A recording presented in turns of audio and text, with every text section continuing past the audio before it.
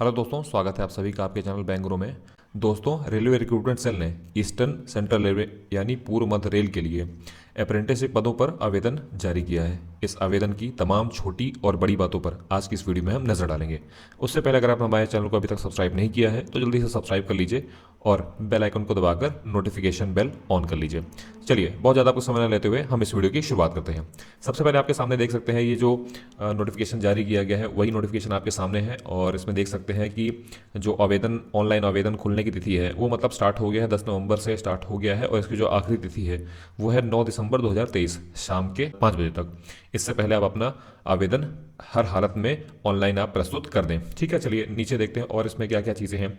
इसमें आपसे देख सकते हैं यहाँ पे लिखा हुआ है कि शिक्षुता प्रशिक्षण हेतु शिक्षुओं के चयन के लिए इच्छुक अभ्यर्थियों से ऑनलाइन आवेदन आमंत्रित किए जा रहे हैं। ठीक है, ये अप्रेंटिसशिप एक्ट जो है 1961 के अंतर्गत जो भी है, इसमें टोटल जो स्लॉट है मतलब कुल कितने पदों के लिए है 1832 तो ये है। और अंतिम तिथि जैसा हमने पहले आपको बताया 9 दिसंबर 2023 को शाम 5 बजे तक आपके आवेदन ऑनलाइन प्रस्तुत किए जाएंगे। ठीक है, इसके बाद फिर अगर आप नहीं कर पाते हैं, इसके बाद आप करते हैं तो फिर वो एक्सेप्ट नहीं होगा। ठीक है, चलिए कुछ और नीचे यहाँ पे कुछ चीज़ें देखी लिखी हुई है, वेबसाइट जो लिखी हुई है आप यहाँ पर जा करके और अपना जो ऑनलाइन आवेदन है वो प्रस्तुत कर सकते हैं। ठीक है, इसके अलावा और आप वो चीज़ें देख सकते हैं, चयन की विधि आप देख सकते हैं।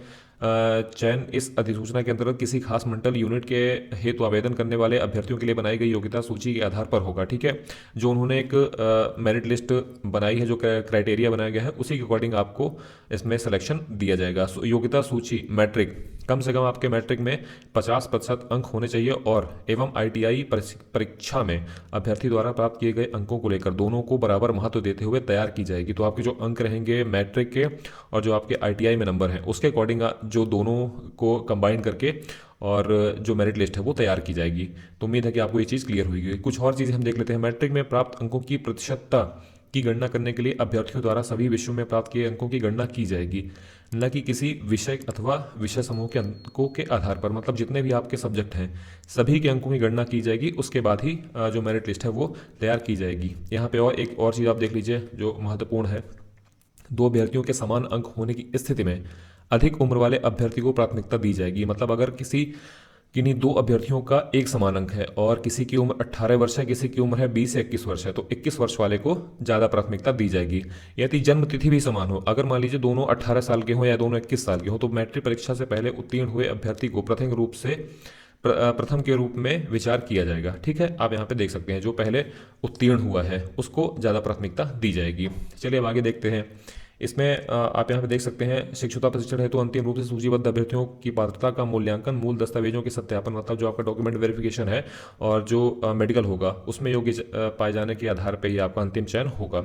ठीक है, बाकी आप ये चीज़ें आप पढ़ सकते हैं और जो अगर आप यहाँ पे भर रहे हैं इस ऑनलाइन आवेदन के लिए तो आप जरूर इसको एक बार अच्छे से पढ़िएगा। यहाँ नोट जरूर एक बार अच्छे से पढ़ लीजिए। यहाँ पे मैं आपको बता भी देता हूँ, अंतिम क्षण की भीड़ से बचने के लिए अभ्यर्थियों को उनके हित में सलाह दी जाती है कि अंतिम तिथि से समुचित पहले अपने आवेदन ऑनलाइन प्रस्तुत करें, ताकि अंतिम दिनों में वेबसाइट पर संभावित भारी भीड़ के कारण होने वाली असुविधा से बच सकें। लास्ट टाइम पे क्या होता है कि सभी लोग जब लास्ट डेट आती है तो एकाएक भागते हैं ऑनलाइन आवेदन प्रस्तुत करने के लिए। वहाँ पे क्या हो जाता है, कई बार सर्वर डाउन हो जाता है, तो उस चीज़ से बचने के लिए आप समय रहते ही ऑनलाइन आवेदन कर लें तो ज़्यादा अच्छा रहेगा। ठीक है, इसमें दूसरा नोट भी देख सकते हैं। ऐसे अभ्यर्थी जो उपर्युक्त कारण अथवा किसी अन्य कारण से अंतिम दिन में अपने आवेदन प्रस्तुत नहीं कर पाए तो उनके लिए रेलवे भर्ती प्रकोष्ठ जिम्मेदार नहीं होगा। ठीक है, ये चीज़ आपको यहाँ पे क्लियर हो गई होगी। अभ्यर्थियों को केवल एक ही मंडल यूनिट का विकल्प देना होगा। ठीक है, कई सारे मंडल हैं, जैसे दानापुर मंडल अभी नीचे हम आपको बताएंगे। मंडल यूनिटों तथा स्लॉटों की संख्या ट्रेड बार विस्तृत विवरण निम्नवत है। ठीक है, दानापुर मंडल में आप देख लीजिए कितने सारे ट्रेड हैं। फिटर है, वेल्डर है, मैकेनिक डीजल, रेफ्रिजरेशन और AC mechanic, forger and heat treater, carpenter, electronic mechanic, painter है, इलेक्ट्रीशियन है, वायरमैन है। ठीक है, ये मतलब अनारक्षित है, मतलब अनरिजर्व कैटेगरी है।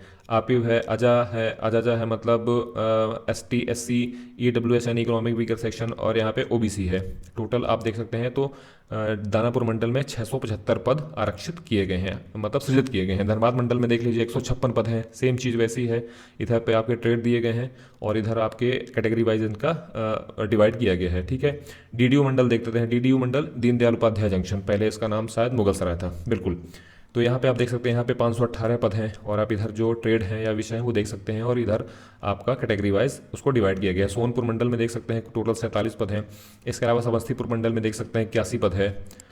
प्लांट डिपो पंडित दीनदयाल उपाध्याय जो है वहाँ पे देख सकते हैं 135 हैं और ट्रेड भी आप देख सकते हैं इधर और कैटेगरी वाइज आप इसमें डिवीजन भी देख सकते हैं। सवाई डिब्बा मरम्मत कारखाना हरनौत, यहाँ पे 110 पद सृजित किए गए हैं और यांत्रिक कारखाना आखिरी में समस्तीपुर में जो है उसमें 110 पद सृजित किए गए हैं। इधर आप ट्रेड देख सकते हैं और इधर आप कैटेगरी वाइज में जो डिवाइड किया गया है वो देख सकते हैं। यहाँ पे संकेतवार जो आपको यहाँ पे हमने बताया था अना मतलब अनारक्षित, अब आप मतलब अन्य पिछड़े, ओबीसी, अजा मतलब अनुसूचित जाति, अजा मतलब अनुसूचित जनजाति, ठीक है। ईडब्ल्यूएस इकोनॉमिक वीकर सेक्शन जो हमारे गरीबी रेखा वाले जो हमारे अभ्यर्थी हैं उनके लिए है, ठीक है।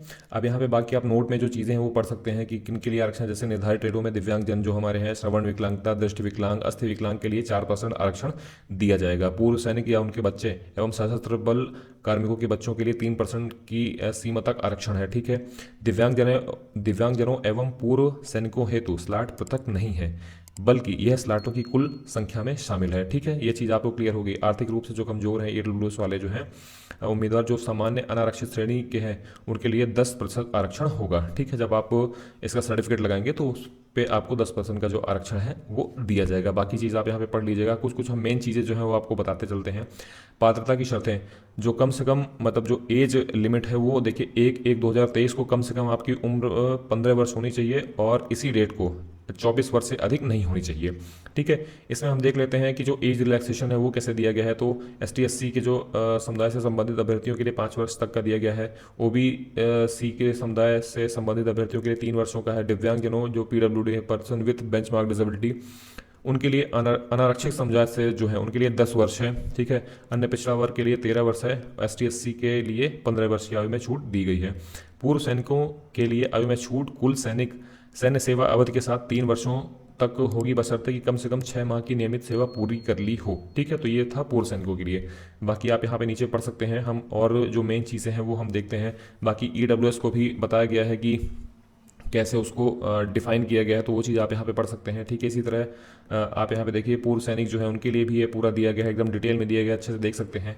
शैक्षणिक अर्हता मतलब जो आपका एजुकेशनल क्वालिफिकेशन है वो क्या होना चाहिए। अभ्यर्थियों को न्यूनतम 50% अंकों के साथ मान्यता प्राप्त बोर्ड से मैट्रिक या 10वीं श्रेणी अथवा इसके समतुल्य परीक्षा 10+2 परीक्षा प्रणाली के अंतर्गत उत्तीर्ण होना चाहिए एवं संगत ट्रेड में ITI होना चाहिए। मतलब जिस ट्रेड के लिए अप्लाई कर रहे हैं तो उसमें आपके पास ITI की डिग्री होनी चाहिए, ठीक है।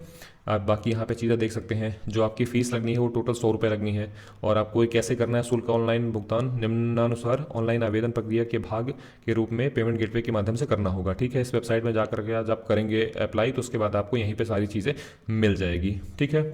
और यहाँ पे आप बाकी चीज़ें पढ़ लीजिएगा, कैसे कैसे आप पेमेंट कर सकते हैं और ई-रसीद लेना है, क्या क्या करना है, वो सब बाकी चीज़ें आप यहाँ पे पढ़ सकते हैं, ठीक है। अब जो दिव्यांगजन है उनके लिए क्या कैसे कैटेगरी रखी गई है, क्या क्या चीज़ें मांगी गई हैं, उसमें ये देख सकते हैं। दृष्टिहीनता, कम दृष्टि या श्रवणहीनता, लोकोमोटर निःशक्तता और भी यहाँ पे बाकी चीज़ें आप देख सकते हैं, ठीक है। आपको ये चीज़ क्लियर होगी। आवेदन कैसे करना है ये भी हमने आपको बताया था कि उस वेबसाइट में जाना है। बाकी आपको पूरा दिशा निर्देश दिया जाएगा। आप खुद से ही भर सकते हैं या आप अपने नज़दीकी कियो सेंटर्स में भी जा करके भर सकते हैं, ठीक है। ये जरूर पढ़ लीजिएगा। यहाँ पे कुछ राज्यों के लिए अलग अलग किया गया है तो वो आप देख सकते हैं। अगर यहाँ से आप इन राज्यों में से बिलोंग करते हैं, जैसे अब देखिए यहाँ पे क्या है कि जम्मू कश्मीर, मेघालय, असम छोड़कर सभी राज्यों और केंद्र शासित राज्यों के अभ्यर्थी ऑनलाइन आवेदन प्रस्तुत कर सकते हैं, ठीक है। तो इन राज्यों के लोग यहाँ पे अप्लाई नहीं कर सकते हैं।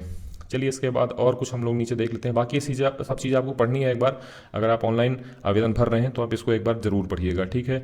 स्कैन किया हो फोटोग्राफ कैसा होना चाहिए, हस्ताक्षर कैसा होना चाहिए और जो आप दस्तावेज प्रस्तुत कर रहे हैं उसको कैसे आपको और कंपाइल करके वो करना है, ये सब चीज़ें आप देख सकते हैं। आवेदन प्राप्त की अंतिम तिथि हमने बताया था कि 9 दिसंबर को शाम 5 बजे तक आप प्रस्तुत कर सकते हैं, ठीक है।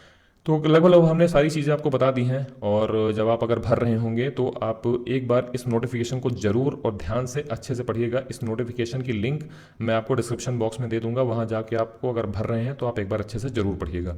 उम्मीद है कि आपको ये जानकारी पसंद आई होगी। पसंद आई हो तो प्लीज़ इस वीडियो को लाइक कीजिएगा, हमारे चैनल को सब्सक्राइब कीजिएगा और ये वीडियो उन दोस्तों के भी जरूर शेयर कीजिएगा जो कॉम्पिटिशन एग्जाम की तैयारी में लगे हुए हैं। हमें उम्मीद है कि आपकी वीडियो पसंद आया होगा। हम फिर मिलेंगे किसी नए वीडियो में, तब तक के लिए थैंक यू।